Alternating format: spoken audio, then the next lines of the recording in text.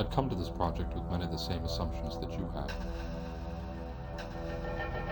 concerning the Jersey Devil murders and the guilt of Jim Seward. His characterization as a troubled young man responsible for a spree of horrific, ritualistic homicides. What really happened that night? And is Jim Seward truly responsible? Most people, when they commit a crime, aren't being videotaped, like, when they're doing it, or like near the time when they're doing it. It was like spying in on this crime about to happen.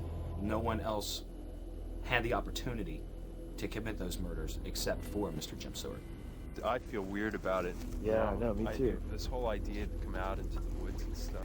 Suddenly they want to jump into doing, big time live, from the Pine Barrens and have radio and internet and this and that. And, I knew it was going to be a fiasco. I didn't really think it was going to end up like it did, but I knew it wasn't going to look pretty.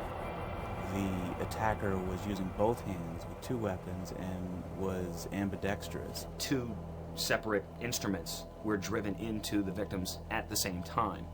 I think to anybody, if you found 47 pieces of a human being or human beings, it would be very disturbing.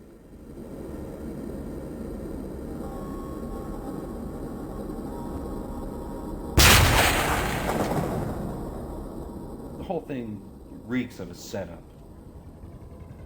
More went down than we know.